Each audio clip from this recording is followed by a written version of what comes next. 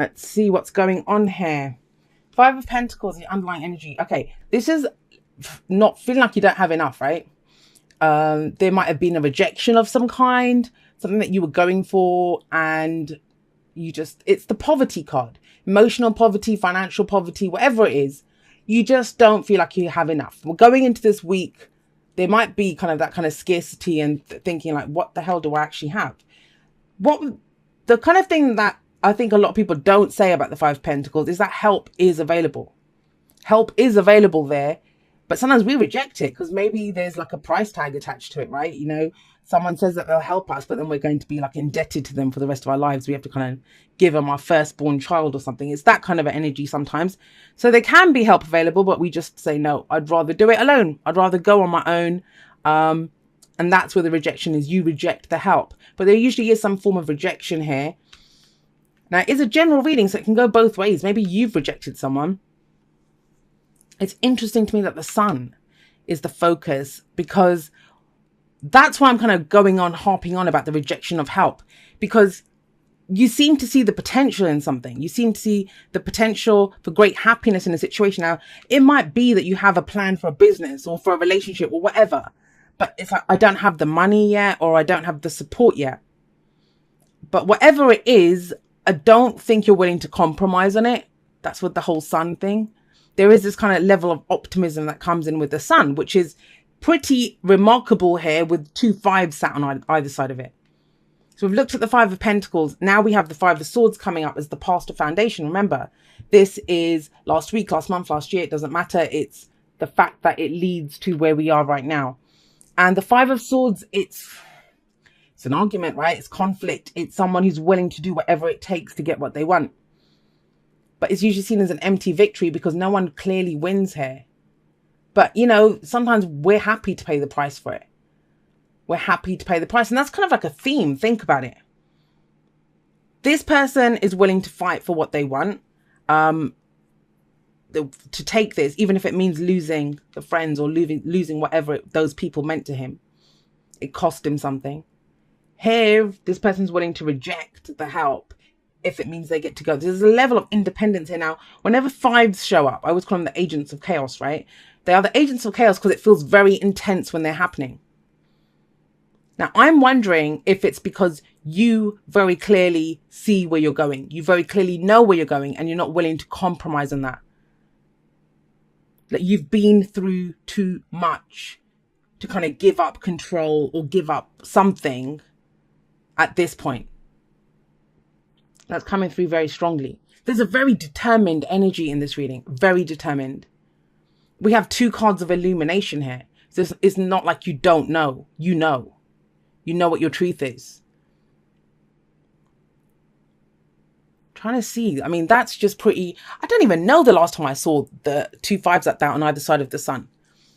That's pretty spectacular. Because if this wasn't here, this would be really... And it might be. It doesn't mean that you still can't feel this as intense, right? But it's here with we see the potential. And that's the sun. The sun is childlike joy. It's innocence. This is not just, you know, kind of winging it. This is, I know where I'm going. I know how I feel about this. When the sun shines, it reveals everything to us. You know, nothing is hidden. No effort is required to see what's there. That's how we see the potential. And that's how you know where you're going. Your focus, you're kind of like, your focus is directly, your blinkers on, screw this stuff that's happening on the sides. I know where I'm going. And you know, you do, because we have the Ace of Wands sat right underneath that, but I'll get to that in just a moment. Now, where does all of this lead? Well, we have the Knight of Swords coming up in the present. Like I said, that's your energy. That's air energy, Gemini, Libra, Aquarius. But the thing with the Knight of Swords is he knows his truth. He knows what his truth is. And he's willing to act, and it's very spontaneous energy. He comes charging in out of nowhere, kind of blurts out his truth. So just going to say this, Gemini, you guys might be unleashing your truth on a few people. And it's not always the most pleasant of truths. It is the truth. It is the truth, but it's not always the most pleasant. I mean, it could be with the Five of Pentacles here. If someone's trying to offer you something and you're like, well, I don't need it. You know, I'm fine on my own. I'll take care of it. I'll do it myself. Because you know there's strings attached. That's what I was trying to say before. Price tag. Strings attached to whatever the help is or the offer is. Now, for others of you, I'll just say this because it can be flipped, right? It might be that you're in this situation and somebody else comes in, because the Knight of Swords can come in from anywhere. And that's someone that you kind of, it doesn't mean that they're an air sign. They might have those kind of qualities. They come in and speak some truth to you. And the fact that it's swords coming up, Knight of Swords, you kind of connect to them. They're on your wavelength. This is someone that you can understand. But I think this, for most of you, this is you. You acting on your truth, speaking your truth, fighting for your truth, fighting for your beliefs. There's a very strong core belief here. Like, you cannot be budged from this. A very kind of resolute, very stubborn energy. Even though we don't have cards like the Emperor and stuff coming out, there's that kind of determination. Anyone who can still shine like the sun with this crap on either side, yeah, they know what they're doing. They know where they're going. They know what their truth is. And that's you. You know that. So where does this lead? If you speak your truth, act on your truth, go fight for your truth, what comes in? The Ace of Wands. Now, this is the beginning of something new. Aces are, yes, the opportunities that come in. And the Ace of Wands in particular, it can be a new project, a new creative venture, something that gets you really passionate, excited, and enthusiastic.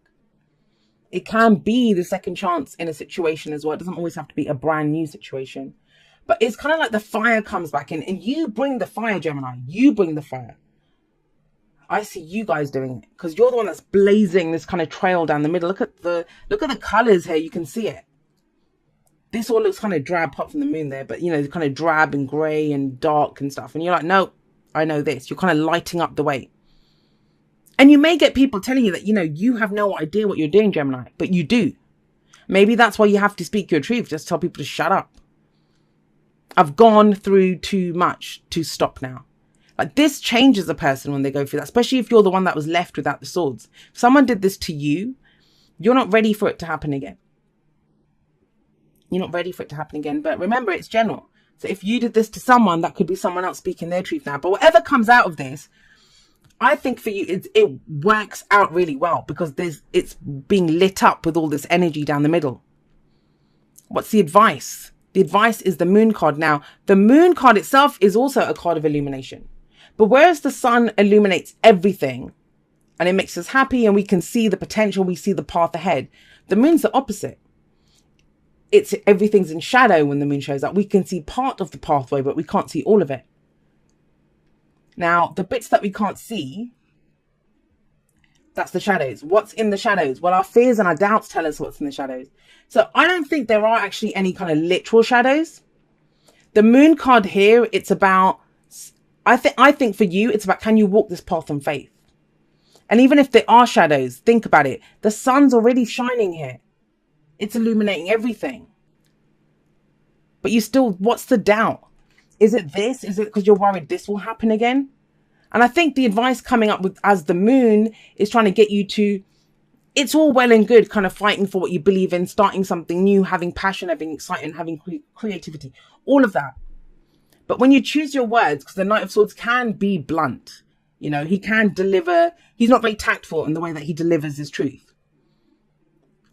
Are you doing it from fear of that this will happen again? It's like, I don't want that to happen again. If it's a new situation or a new person that you're dealing with and you kind of unleash all that on them because someone else did that to you. And the Moon could be telling you that. It's saying, you know, trust your intuition on this, that they're not the same person. As long as you're kind of resolute and you stick to your truth, speak from your place of truth, you don't have to cut other people with your words. I kind of get that with the Moon here. I'm going to pull a clarifier though for the Moon. Let's see. So this is very intuitive energy. She's very intuitive. She comes from her heart space. And I think that's what it is. It's kind of asking you to kind of be a little softer in your approach, because that's the advice. It's all great. It's all good.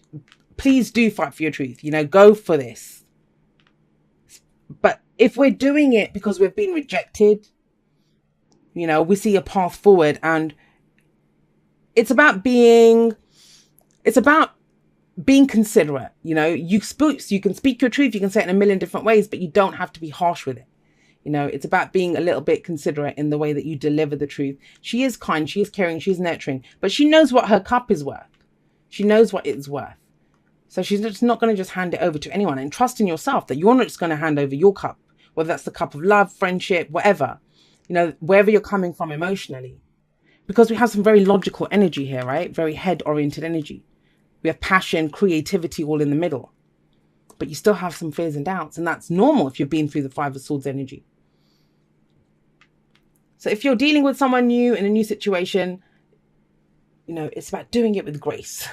Coming from a heart space. It may not be that person's fault. It won't be. If it's a new person, it's not their fault. Whatever was done to you in the past, right? Spiritual connection. This relationship has a connection that goes beyond this lifetime.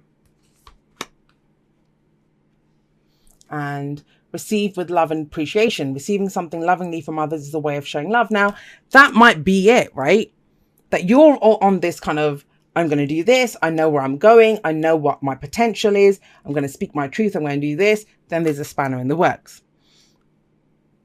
This may be that there's a connection with someone here.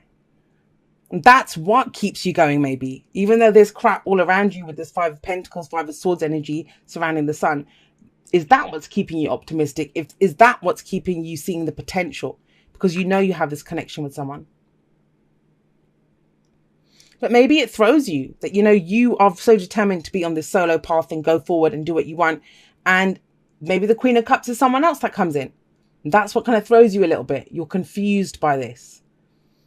It may be that you say something to someone and you're expecting them to kind of retaliate and argue, because that's what used to happen in the past, right?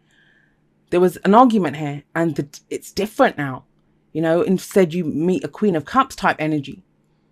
And that's how there's this beautiful new beginning that comes in here.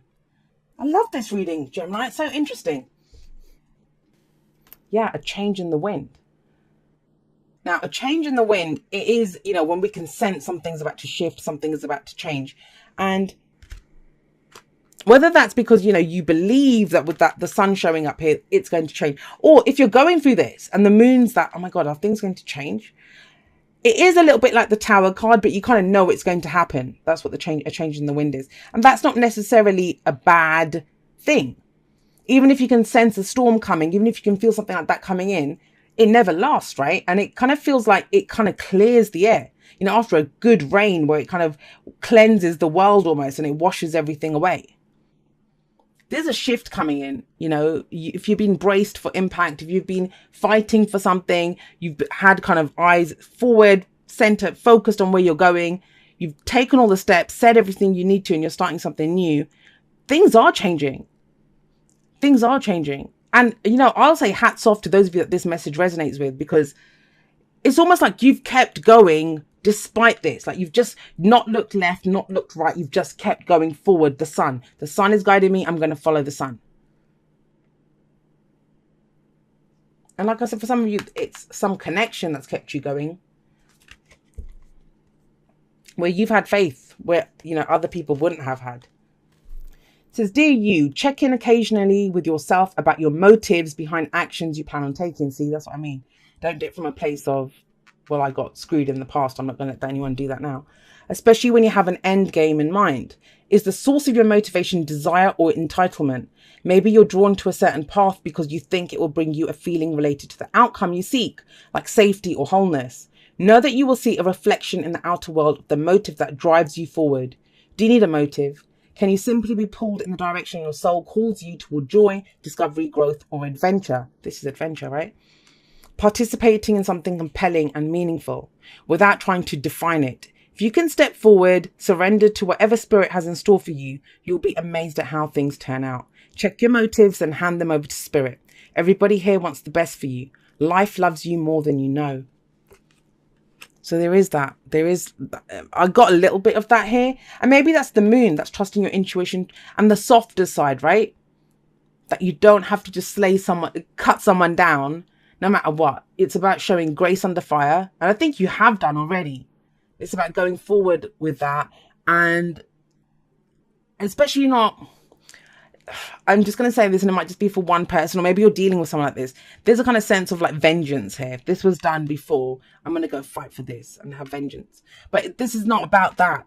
This guy doesn't fight to kind of show someone else. He does it just to fight for his ideals, for his beliefs and stuff. It's not about cutting down anyone else. It's all about what his own thoughts and ideas are. He fights for himself, for his king, for his whatever, his beliefs. So I would just be very mindful of that, because otherwise, you know, it's amazing energy. Focus on this in the middle, and you have been. That's the whole point of this. You have been focusing on this kind of trail, the trail that you're blazing down the middle of your reading.